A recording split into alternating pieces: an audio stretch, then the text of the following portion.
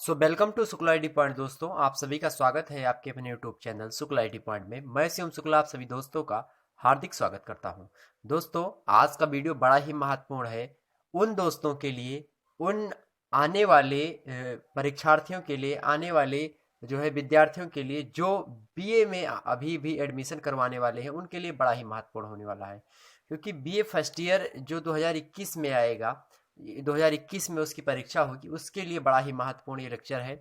अभी आपके विद्यालय वगैरह की बहुत सारे लोग, मैं बीए की अगर बात करूं तो बीए में सभी लोग, अधिकतर लोग कॉलेज वगैरह में जाके पढ़ाई नहीं करते। सभी लोग फॉर्म डाल करके वैसे जो है इधर उधर रहते हैं, पढ़ाई करते हैं किसी प्रकार से। तो उनके लिए बड़ा ही महत्वपूर्ण लेक्चर होगा, क्योंकि उनको एक इस वीडियो को देखने के बाद में ये जानकारी मिलने वाली है कि वीडियो के अंतर्गत क्या क्या पूछा जाता है और किस किस टॉपिक से पूछा जाता है, आखिरकार सिलेबस क्या होता है बीए फर्स्ट ईयर का। और दोस्तों, जो सब्जेक्ट होगा आपका वो ज्योग्राफी होगा, यानी भौतिक भूगोल। और दोस्तों, ज्योग्राफी होता है तो बीए फर्स्ट ईयर में अगर आपने ज्योग्राफी लिया है, बीए वाले जो अभी अभी नए नए आए हो, बीए में एडमिशन होगा जिनका, वो अगर भौतिक मतलब भूगोल लेना चाहते हैं तो भूगोल दो भागों में आपको मिलता है। दोस्तों, दो पेपर होंगे भूगोल के बीए में। तो बीए में दो पेपर होते हैं भूगोल के। पहला पेपर होता है दोस्तों भौतिक भूगोल का, और दूसरा पेपर होता है मानव भूगोल का, यानी ह्यूमन ज्योग्राफी का। तो पहला फिजिकल ज्योग्राफी और दूसरा ह्यूमन ज्योग्राफी। ध्यान रखिएगा, पहला फिजिकल ज्योग्राफी, दूसरा ह्यूमन ज्योग्राफी। फिजिकल ज्योग्राफी में क्या पढ़ना होता है दोस्तों, तो आज की वीडियो में वो सारी चीजें मैं बताऊंगा कि क्या क्या पढ़ना होता है दोस्तों। साथ ही साथ ऑब्जेक्टिव टाइप के किस प्रकार के क्वेश्चंस पूछे जाते हैं, इस पर भी थोड़ा बहुत चर्चा कर लेंगे। एक आध दो प्रश्न मैं दिखा दूंगा आपको किस प्रकार से प्रश्न आते हैं। ठीक, ओवरऑल मेन मोटिव ये है कि जो सिलेबस है उस वो नवीनता किस तरीके से उसमें है, 2021 में क्या चेंजमेंट है, क्या चेंजमेंट नहीं है, क्या सेम सिलेबस है, इस पर भी चर्चा करेंगे। तो दोस्तों, बीए फर्स्ट ईयर 2021 वाले जो छात्राएं हैं उनके लिए बड़ा ही महत्वपूर्ण लेक्चर है। दोस्तों, अभी नए नए हमारे चैनल पे आए हैं तो सब्सक्राइब कर लीजिए, क्योंकि बीए से रिलेटेड विभिन्न टॉपिक पर वीडियो मैं अपलोड करता रहता हूं दोस्तों। इससे पहले बहुत सारे वीडियो अपलोडेड हैं हमारे। दो चैनल हमारे चलते हैं, बीए के लेकर एक है, और एक ये है बीए, ये शुक्ला आईटी पॉइंट है, और दूसरा एक है बीए क्रेकर। तो दोनों चैनल आप सब्सक्राइब कर सकते हैं। दोनों पे अच्छी अच्छी वीडियो आपको मिल जाएंगी। प्रीवियस ईयर एग्जाम पेपर जो है उसको सॉल्व करवा करके आपको मिलेगा। बहुत सारे पेपर मिल जाएंगे आपको, जो मतलब कि आंसर की वगैरह बहुत सारी चीज़ें अपलोडेड हैं। उनको देख करके आप जो है अच्छी जानकारी प्राप्त कर सकते हैं। आइए दोस्तों, शुरू करते हैं सिलेबस डिस्कशन। देखिए दोस्तों, पहली बात आपको ये जानना अति आवश्यक होता है कि भौतिक भूगोल, जैसा कि इसका नाम है भौतिक, तो ये भौतिक मतलब क्या होता है, फिजिक्स। तो फिजिक्स दोस्तों, फिजिकल ज्योग्राफी इसका नाम है। तो क्यों फिजिकल ज्योग्राफी नाम है, क्योंकि ये कुछ वैज्ञानिक है। वैसे ज्योग्राफी को लोग कहते हैं दोस्तों कि ये कुछ कुछ क्या होता है, ज्योग्राफी ये एक जो है साइंस पर आधारित सब्जेक्ट है, मतलब वैज्ञानिक सब्जेक्ट है।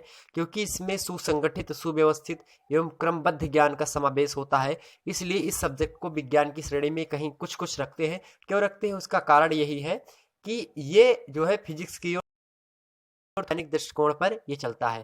क्योंकि पूरा का पूरा एक भाग ही, जब आप जो है बहुत विभिन्न परीक्षाओं की तैयारी करते हैं तो उसमें भौतिक भूगोल या फिर इन तरीके का जो है डिस्कशन नहीं मिलता। लेकिन जब आप किसी बड़ी परीक्षा की तैयारी कर रहे होते हैं, जैसे आईएएस की जब आप यूपीएससी का एग्जाम दे रहे होते हैं, या पीसीएस वगैरह का, स्टेट पीसीएस का एग्जाम जब दे रहे होते हैं, तो उसमें ये सिलेबस जो बीए का सिलेबस है, अगर बीए आपने गहनता से अध्ययन कर लिया, बीए में आपने बीए के तीनों साल अगर अच्छे तरीके से ज्योग्राफी का अध्ययन कर लिया, तो मुझे नहीं लगता कि ज्योग्राफी से जो सामान्य अध्ययन में प्रश्न पूछे जाते हैं, या फिर आप ऑप्शनल के तौर पर अगर ज्योग्राफी ले लेते हैं, तो भी उसमें कोई दिक्कत नहीं आने वाली। लेकिन अगर आप अच्छे से पढ़ लेते हो तो, और बहरहाल अगर आप मेहनत सही से नहीं करते तो उसमें आपकी मर्जी है।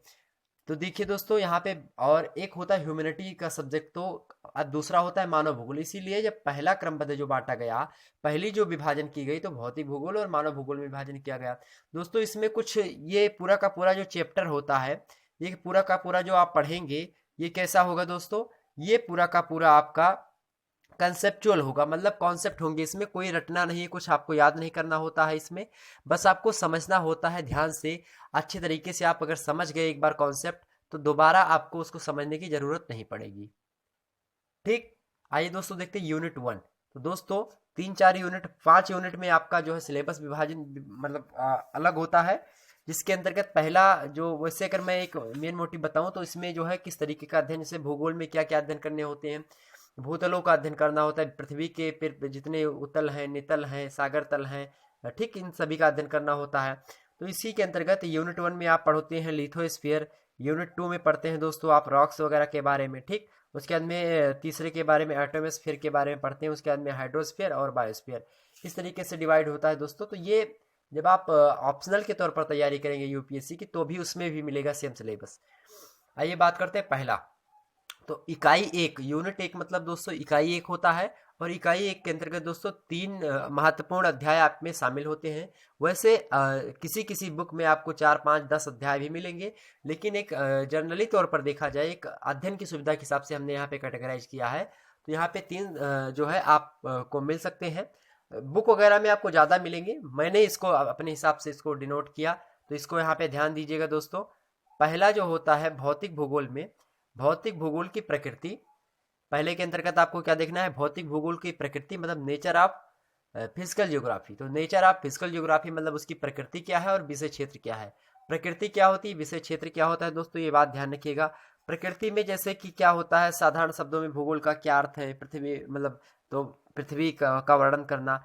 और उसके अंतर्गत जैसे नेचर क्या है इसका, कहाँ कहाँ तक क्या क्या पढ़ना होता है इसके अंतर्गत, भूगोल के अंतर्गत ये नेचर है उसका, कि कहते नहीं इनका नेचर बहुत गंदा है, इनका नेचर बहुत अच्छा है। तो उसी प्रकार से इसका नेचर कैसा है, भौतिक भूगोल का नेचर कैसा है, इसमें ये पढ़ना होता है। और विषय क्षेत्र मतलब कहाँ कहाँ तक फैला हुआ है, मतलब भौतिक क्षेत्र जो होता है, भौतिक भूगोल, वो किन किन श्रेणियों तक फैला हुआ, कहाँ तक भौतिक विज्ञान से रिलेट करता है, और कहाँ तक ह्यूमैनिटी के सब्जेक्टों को अपने अंदर समाहित करता है। तो उसका विषय क्षेत्र क्या क्या है, क्या क्या उसके अंतर्गत पढ़ना होता है, ये किसके अंतर्गत डिस्कस करते हैं दोस्तों, विषय क्षेत्र। दूसरा है दोस्तों भूवैज्ञानिक समय मापक। तो भूवैज्ञानिक समय मापक कौन कौन से किसके द्वारा जो है मापन किया जाता है, पृथ्वी की उत्पत्ति के विषय में जो सिद्धांत वगैरह दिए गए उसके बारे में चर्चा होती है, पृथ्वी की उत्पत्ति कैसे हुई है, ठीक। साथ ही साथ इसमें इसी के अंतर्गत ब्रह्मांड की उत्पत्ति के कुछ सिद्धांत भी पढ़ने होते हैं। आगे है पृथ्वी की आंतरिक संरचना। पृथ्वी की आंतरिक संरचना दोस्तों, अब पृथ्वी जब बनी तो पृथ्वी की आंतरिक संरचना किस प्रकार से है, पृथ्वी की आंतरिक संरचना पर एक वीडियो अपलोडेड है मेरा, उसको देख लीजिए, बड़ा ही महत्वपूर्ण है, ठीक। तो पृथ्वी की आंतरिक संरचना किस प्रकार से है, जो वही सियाल सीमा निफे, रासायनिक तौर पर देखेंगे तो सियाल सीमा निफे है। और अगर भौतिक दृष्टिकोण से देखते हैं तो आपका क्रस्ट, उसके बाद में मध्य वाला भाग है, उसके बाद में फिर नीचे वाला भाग क्रोड, ठीक। तो क्रस्ट, मेंटल और क्रोड, इस तरीके से आप जो डिवाइड कर सकते हैं। तीसरा है दोस्तों, तीसरे के अंतर्गत हम देखते हैं महाद्वीप और महासागरों की उत्पत्ति कैसे हुई है, इसके बारे में चर्चा करते हैं। उसके बाद में महाद्वीपों की उत्पत्ति कैसे हुई है, जिसके अंतर्गत तमाम सारे सिद्धांत हैं उन पर चर्चा करनी होती है। महासागरों की उत्पत्ति महाद्वीप के साथ ही साथ हुई है, जो टेथिस सागर था, उसके बाद में Angara land, Gondwana land, Pangaea और पैंथालासा पहले था। पहले क्या होता हुआ करता था दोस्तों, ज्योग्राफी में थोड़ा सा मैं बता दूं आपको। पहले पृथ्वी ऐसे थी, और पृथ्वी का आकार कैसा है, जियाडाकार है, मतलब पृथ्वी जियाडाकार है, थोड़ा चपटी है ध्रुवों पर, इस तरीके से। दोस्तों पहले क्या होता था, आधे में जैसे यहाँ पे मान लिया ऐसे ऐसे, तो एक आधे में नहीं था, एक मिनट, ये पृथ्वी है मान लिया अपनी, और यहाँ पे दोस्तों एक इस तरीके से, ऐसे कुछ इस तरीके से जो जो बीच में हमने बताया ये धरातल है। तो ये था दोस्तों पेंजिया, और दूसरा ये पैंथालासा, ये पूरा का पूरा सागर था, जो पूरा का पूरा किनारे पेंजिया के बाद में बचा वो पैंथालासा सागर था दोस्तों। अब धीरे धीरे क्या होगा हुआ, जो है महाद्वीपीय विस्थापन का सिद्धांत पढ़ेंगे आप, कोबर का भूसन्नति सिद्धांत पढ़ेंगे, ठीक, प्लेट विवर्तन की सिद्धांत पढ़ेंगे। तो उन सब के माध्यम से क्या होता है, ये अलग अलग हो जाता है, मतलब टूट जाता है। उसके बाद में टूटने के बाद में क्या होता है, दो भागों में बढ़ता है, एक होता है अंगारा लैंड, एक नीचे वाला होता है गोंडवाना लैंड, बीच की सक्रिय जलराशि, इसको टेथिस सागर नाम दिया जाता है। इस प्रकार से, और ये सब सारे के सारे सागर हैं, ठीक, किनारे किनारे जो सारे हैं ये सागर हैं। फिर उसके बाद में क्या होता है, अब 2 महाद्वीप हो गए और सागर हो गए। अब उसके बाद में क्या होता है, फिर जो आज की पृथ्वी अगर हम देखते हैं तो उसमें जो है 7 महाद्वीप हैं, और जो है 5 सागर, बड़े बड़े सागर है, उसके बाद में और बहुत सारी नदियां, सागर इत्यादि सब फैले हुए हैं। तो ये था दोस्तों पृथ्वी की जो उत्पत्ति है, महासागरों की उत्पत्ति कैसे हुई, महाद्वीपों की उत्पत्ति कैसे हुई। एक महाद्वीप अभी आपको और नया देखने को मिल रहा है, जीलैंडिया। तो कुल मिलाकर 8 महाद्वीप अब जो है आपके सिलेबस में आएंगे, ठीक। तो ध्यान रखिएगा इस बात को। समस्थितिकी और भूकंप एवं ज्वालामुखी के बारे में चर्चा करनी है इसी में। भूसन्नतियाँ क्या होती हैं दोस्तों, भूसन्नति मीन्स होता है एक गड्ढा जो समुद्र की ओर हो। ऐसे मान लिया यहाँ से ये भूमंड है, ये मतलब भूखंड है कोई, ये भी भूखंड है, ठीक। अब यहाँ से नदियाँ आ रही हैं, यहाँ पे आ रही हैं, तो धीरे धीरे जो गाद अपना गिराती हैं, जो मलबा गिराती हैं, उससे क्या होता है गड्ढा, जैसे आप कभी एक किसी में गिलास में पानी लीजिए और पानी को एक ऊंची धार से, मतलब खूब ऊंची, मतलब आपने पूरे लंबाई, जहाँ तक आपकी लंबाई अपने सर के बराबर से नीचे की ओर डालते हैं, तो क्या होता है पृथ्वी में एक छिद्र हो जाता है। और ऐसा ही छिद्र जब नदियाँ गिरती होंगी तो सोचिए कितने क्विंटल, कितनी पानी, कितने टन पानी जो है नीचे गिरता होगा। तो उसका प्रेशर जो होता है वो वहाँ का जो नितल होता है, समुद्र तल का जो नितल समुद्र तल होता है, वो उसमें गड्ढा हो जाता है। वही गड्ढा, उसमें गड्ढे में धीरे धीरे क्या होता है अवसाद जमने लगते हैं, तो वही क्या होती है सन्नति हो जाती है, भूसन्नति हो जाती है। ठीक, इन सब का अध्ययन करना है। पर्वत निर्माण, विशेषकर वलित पर्वत का निर्माण कैसे होता है, कोबर का भूसन्नति सिद्धांत जिसके अंतर्गत पढ़ना होता है, और साथ ही साथ प्लेट टेक्टोनिक सिद्धांत। ठीक, ये सारे के सारे सिद्धांत पढ़े होते हैं। महाद्वीपों की उत्पत्ति के संबंध में वेगनर का महाद्वीपीय विस्थापन का सिद्धांत पढ़ना होता है। इस प्रकार से आपको यूनिट 1 समाप्त होती है। अगर दोस्तों तो इकाई 2 समझना बड़ा ही आसान हो जाता है। इकाई 2 हम चर्चा करते हैं दोस्तों, क्योंकि जो चीज़ें यहाँ पे इकाई 1 में बताई गई हैं वो चीज़ें उसी से रिलेटेड है इकाई 2। ठीक, उसके चर्चा करते हैं। चट्टानों के बारे में चर्चा करनी है, उनकी उत्पत्ति कैसे हुई है, उनका वर्गीकरण, मतलब कितने प्रकार की चट्टानें हैं, उनकी क्या क्या विशेषताएं हैं, इत्यादि पर चर्चा करनी होती है दोस्तों। ठीक, अगला है दोस्तों पृथ्वी की गतियाँ। पृथ्वी किस प्रकार से गति करती है, वलन, भ्रंशन, इसी के साथ साथ और संवलन एवं अपक्षय और अपर्दन के बारे में भी चर्चा करते हैं दोस्तों। और पृथ्वी की गतियां के अंतर्गत पृथ्वी गतियां गति कैसी करती है। एक तो गति पृथ्वी दोस्तों अपने अक्ष पर जो 23.5 डिग्री झुकी हुई है, उसके बाद में क्या कर रही है, घूर्णन गति कर रही है, मतलब अपने अक्ष पर घूम रही है।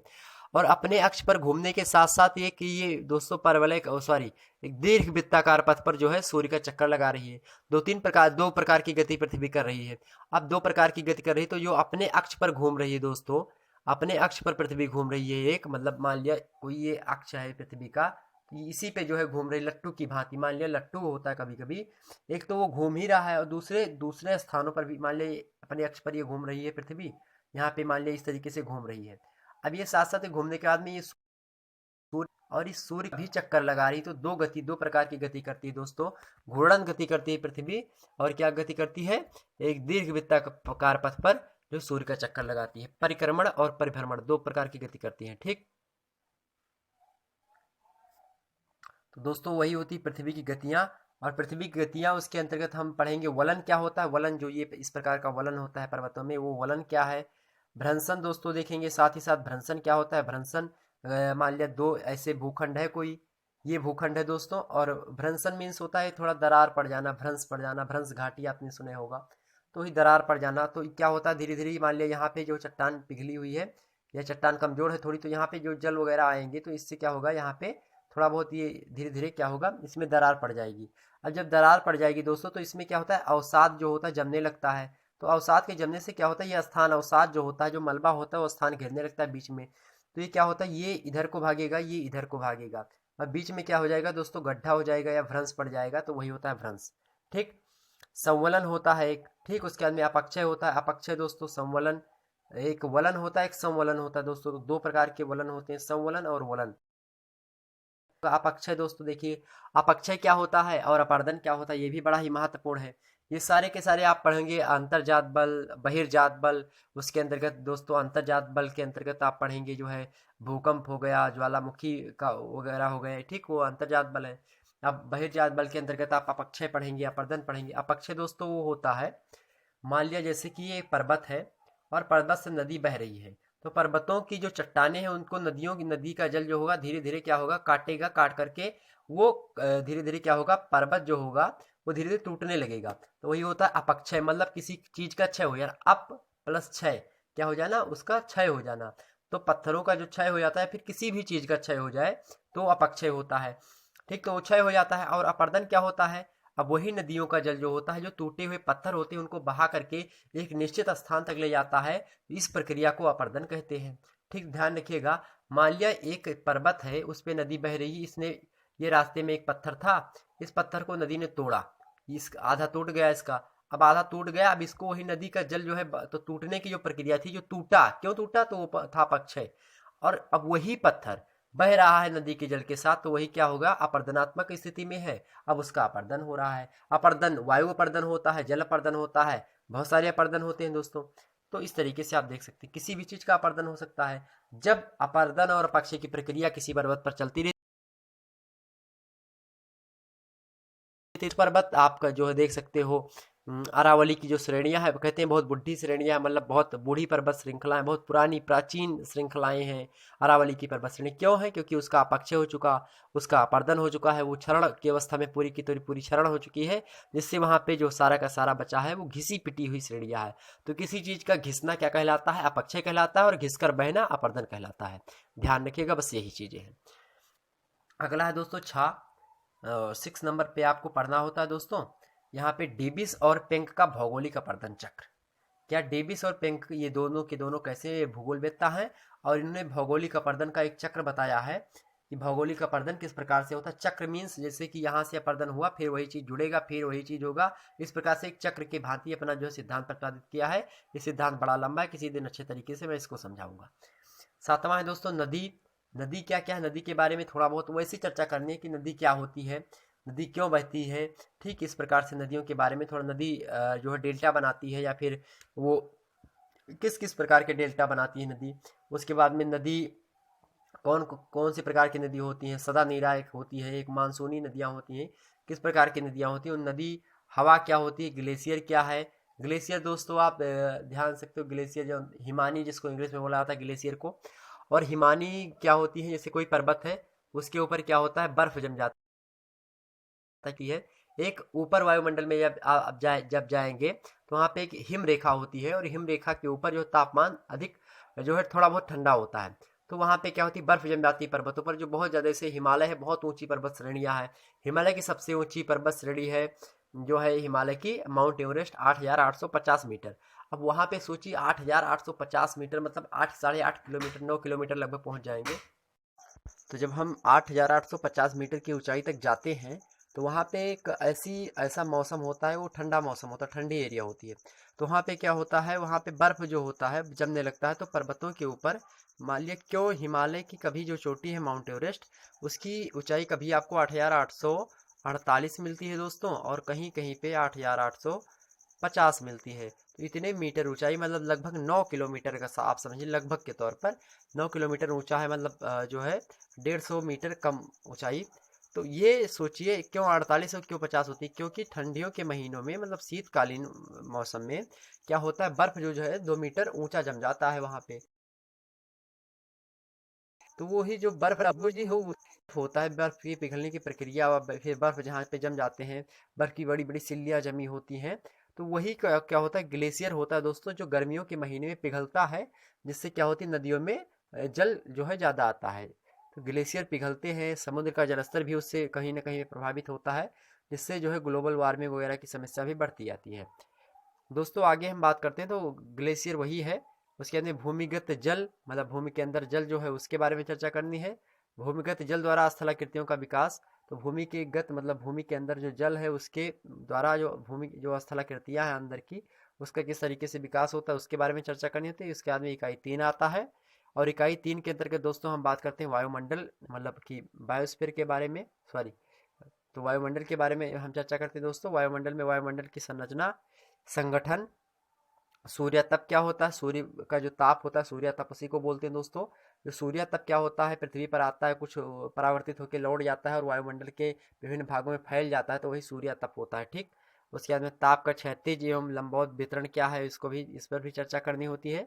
उसके बाद में वायुमंडलीय दाब क्या है, हवाएं, वायुराशियां क्या है, वाताग्र क्या है, चक्रवात क्या है, प्रति चक्रवात क्या है, आर्द्रता, वर्षण, वर्षा क्या है, ये सब चीजें देखेंगे दोस्तों कि वर्षा किस प्रकार से, वर्णन क्या होता है। और फिर उसके बाद में 10वां देखेंगे प्रमुख जलवायु प्रदेश, विषुवत रेखीय प्रदेश, उसमें भूमध्य रेखीय प्रदेश, मानसूनी प्रदेश, भूमध्य सागरीय प्रदेश, पश्चिमी यूरोपीय प्रदेश एवं गर्म मरुस्थल।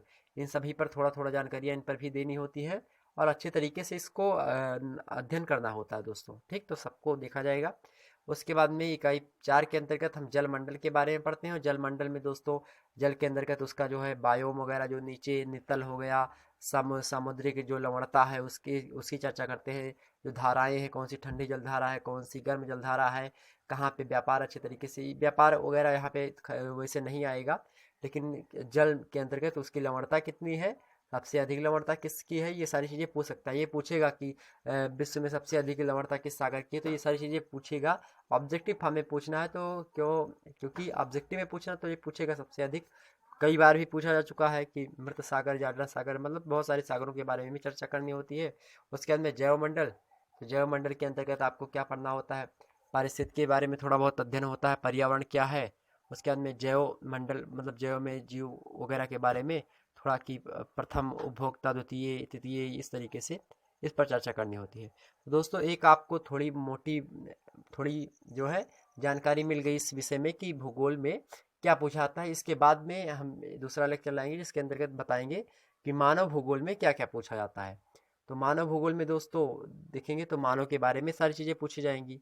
मानव किस प्रकार से रहता है, मानव जनसंख्या विस्फोट क्या है, उसके अंदर प्रतिसंभववाद, संभववाद, निश्चयवाद, नवनिश्चयवाद है। हालांकि ये सारे के सारे लेक्चर संभववाद पे शायद हमने लेक्चर डाल रखा है बीए के लेकर पे, अभी उसका तुरंत खोलेंगे, सबसे ऊपर वीडियो वही मिलेगी।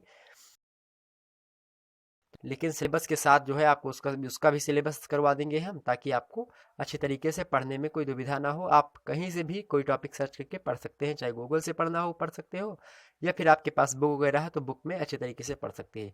एक अच्छी जानकारी आपको मिल गई यहाँ पे, ताकि आपको अगर भूगोल लेना है तो आप अच्छी तरीके से ले सकते हैं। किसी दिन वीडियो बनाऊंगा कि जो है बीए में कौन कौन से सब्जेक्ट लें जिससे आपको अच्छे मार्क्स मिले, या फिर जिसमें सरलता से कम मेहनत में ज़्यादा अच्छे नंबर मिल सके। मिलेंगे दोस्तों एक नई वीडियो में, तब तक के लिए जय हिंद जय भारत।